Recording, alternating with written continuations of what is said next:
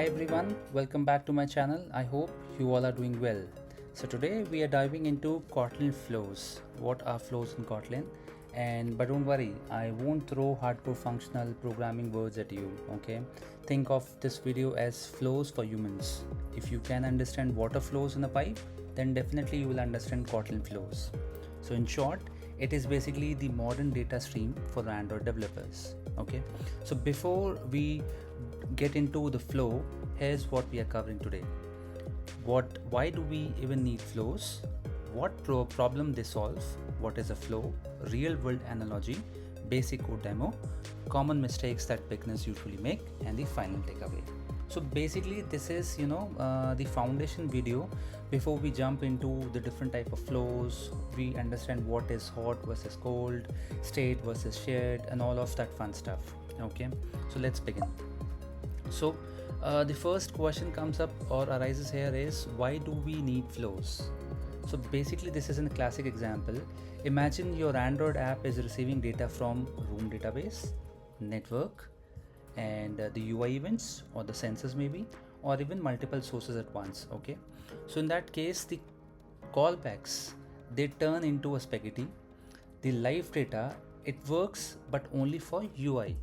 The suspend function gives you one shot results, okay, and not the streams. So basically flows solve all of this.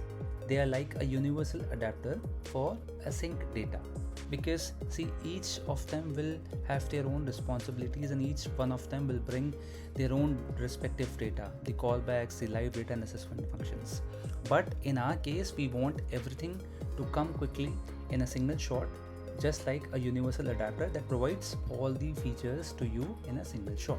Okay, so the problem, imagine you have ordered food from Zomato, okay, and would you like the delivery guy to throw all the updates at you instantly, like order placed, food prepared, out for delivery all at once? Of course not, right? You would want the updates as they happen over time. That's exactly what flows solve. Values that appear over time. Okay, async events arrive over time, but we need a structured way to collect them. Okay, that's what I meant. Like, we don't want all the things to come up together in a single shot, but as and when they are coming up, it should be coming up in a structured way so that we can start collecting them. Okay, so what is a Kotlin flow? A Kotlin flow is basically a cold asynchronous data stream that emits value over time. Or in a simple English, I would say a flow is like a pipe. Data moves through it, you stand at the end collecting it, and you can apply filters, maps, transformations on the water. I mean the data. Okay, it's consider as it's a pipe which will have the water flow from it, and you are at the receiver end, where you will be receiving the water or the data. And once you are receiving the data at the end point, you can start applying the filters also on top of it. Like, for example, I am receiving a stream of like integers. Alright, now what I want to do is I want to apply the filter once I receive the information, like 2. I have received 2, so I want to apply a filter like I want to multiply 2 with the current emitted data itself, like 2 into 2, or I want to apply some kind of transformation on top of that data. So that is what flow is. Okay, now the real world analogy says flow is ideally considered as equals to Netflix series, and suspend function you considered as a movie. Okay, so a movie ends in 2 hours, that we all know, okay, generally. But a Netflix series, it keeps releasing the episodes.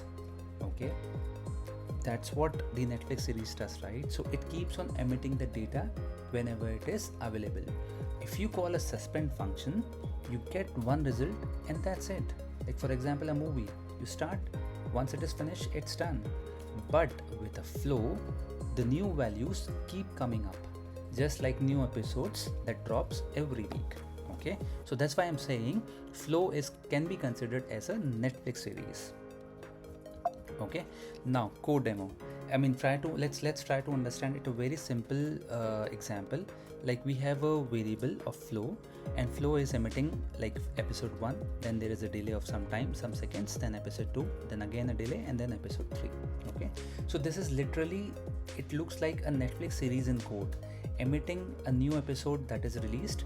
Delay is basically the painful wait between the episodes.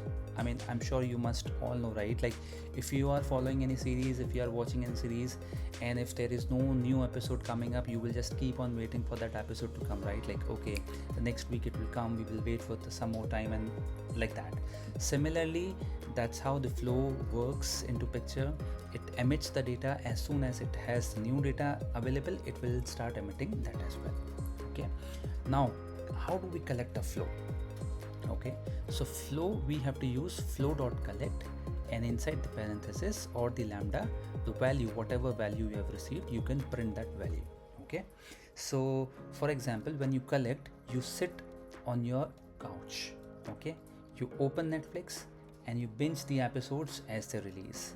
Flow collecting is literally binge watching for Kotlin. It is same as how you perform or how you watch the series on Netflix. You wait for the new episodes to come.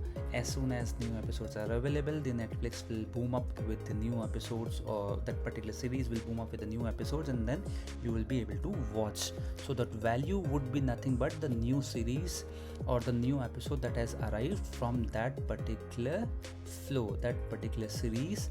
Whatever the new episode has arrived, that is what you are going to collect. Collector is nothing but a human, like considered as ourselves, who is basically someone who is trying to receive or watching the new episode from the series that they were following.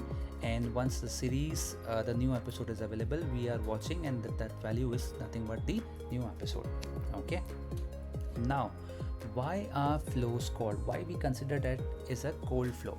So flow is like a waiter who does not bring food unless you ask for it. Okay, he stands there quietly, no food. You call him, he will start serving you. So flow doesn't start emitting until someone collects it.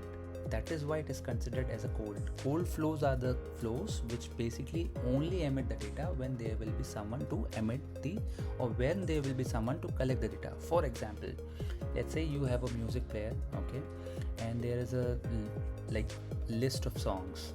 It won't play automatically, right? Unless you will start playing, and then only it will start, right? It will start playing until you will listen, then only it will play it, right? You have to tap on the play button.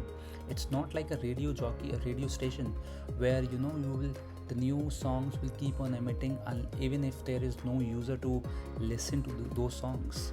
It's like a music player. When you will start listening to it, then only it will emit. That's how it is. That's why we call it as cold flow. Okay, now common beginner mistakes. Okay, like for example, what are the places where usually the beginners make mistakes? Forgetting to collect the flow. That's absolutely right, because if there is no one to collect the flow, how it is going to emit the data? Using flow in the wrong dispatcher. Okay, dispatchers, I hope you all know what are dispatchers. Dispatchers are something which basically chooses on which thread you want to collect the data. For example, dispatchers.io, dispatchers.default, or dispatchers.main. Using flow lambda inside the UI thread, expecting it to behave like LiveData. Guys, flow is not a LiveData. Okay, LiveData is basically used to observe the state of a data, and whenever the state is changed, it will start observing it and it will start emitting it on the UI. But flow is nothing like that. I've seen this thousands of times. The flow is not working, and guess what? They forget to collect, like .collect. So of course, if flow is basically emitting the data, then there should be someone to collect it, right? Like I've explained you in the last example. If the series, the Netflix series has already, they have emitted the new episodes, but there was no user to view those episodes. Then if there is no user, then it is not the responsibility of the Netflix or that particular owner of that series, right? That, hey, I have got new episodes, but there was no one to view those episodes. So there should be some viewers who has to view those episodes, and that's how it works in flows. So the common or the final takeaways is flows are basically the foundation. Kotlin flows are like a Netflix series. Suspend functions are like movies, one result and done. Flows keeps giving you new episodes over time, like emit after some time, but they are cold in nature, meaning nothing will start until you hit play button. I mean, if you have to collect the data, that's it. Now you go and flow like a pro. Okay, so once you get this, everything else like StateFlow, SharedFlow, hot versus cold will make a perfect sense to you guys. So stick around for the next episodes. We will go step by step, but with fun, okay? Analogies and definitely fewer tears. If this video has helped you, then do like, subscribe, and tell me what topic you want next. I will see you in the next video. Bye.